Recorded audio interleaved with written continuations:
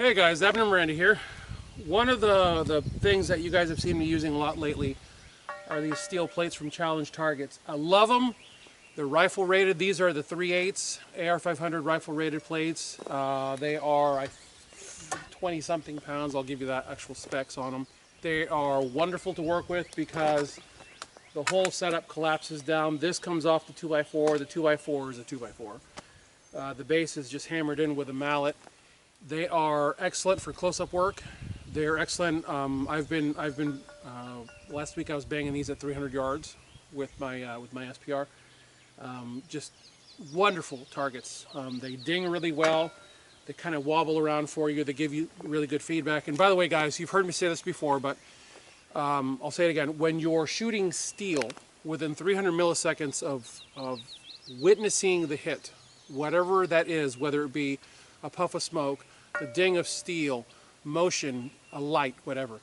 When you witness, actually the light wouldn't work because, anyways, when you witness that input from the target within 300 milliseconds, which is essentially a fast blink of the eye, your brain creates a new neural pathway and labels that pathway success. So whatever it was that you did to make that hit, your brain goes, oh, I know what that is. That's a winning movement, and I want to keep recreating that movement over and over. That's like when you're shooting hoops, when you're hitting balls, when you're kicking soccer balls, when you're throwing footballs through tires.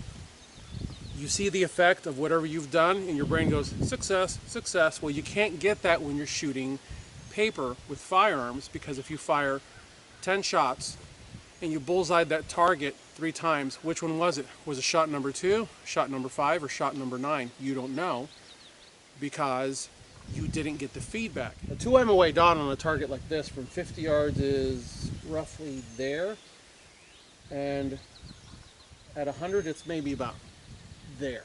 So, you know, you're dealing with a relatively large object aiming at a relatively small human being, and as you've noticed, these things are correct, one-to-one analog to human being. So I enjoy these for up close work, because up close, to me, in the world of self-defense, most self-defense shootings with handgun are typically double arm's length. So it's basically like, you know, me to you, we touch our fingers and fight's on, right? When it's rifle, it's a little bit different. But even with rifle, you're talking 20, 30-ish feet. So you can't safely hit this stuff with a rifle up close unless you're working with a 7.5. A 7.5 has enough diminished velocity that you can ding these targets up close without having to use frangible. I'm using M193, and you can see by the red ring there on the primer. This is mil-spec M193, and I can shoot these up close, and it gives me everything that I need for rifle training without the velocity that's going to damage these plates. Check it out.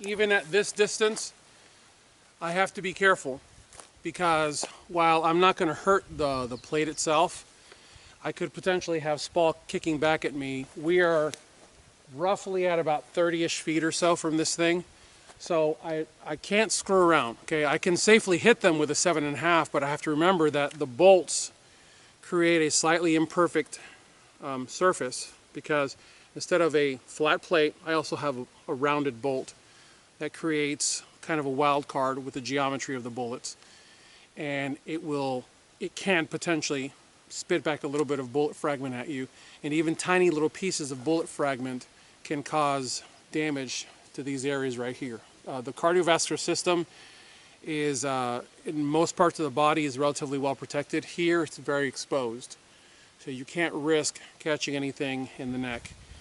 So I stand in the middle, which gives me an oblique angle on each one of these, but the nice thing is I'm able to get the ability to work from this side to this side, the transition. So this is as simple as your buddy standing behind you and going left, right, right, left, right, left, left, right, left, right.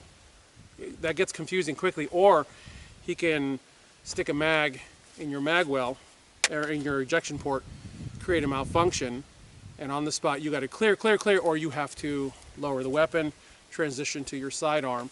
So these things, these targets, are such a great training tool, close-up work for rifle. And remember, you can do this with a longer rifle as long as you turn those targets either in or out. I would suggest to you turn them out slightly in that direction so that your bullet, instead of hitting it this way, is hitting it this way, which puts the bullet, see where that little tree is right there?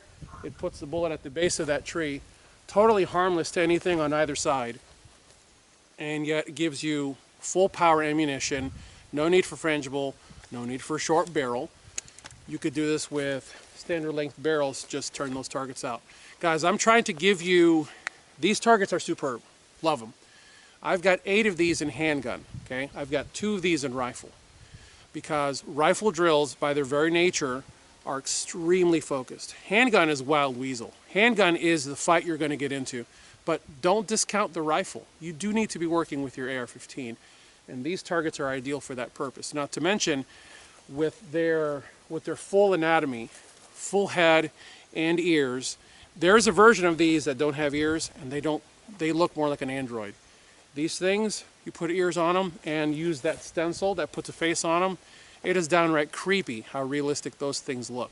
That's what you want. You want to know what it looks like to aim a weapon at a human being. As always, I thank you guys for watching.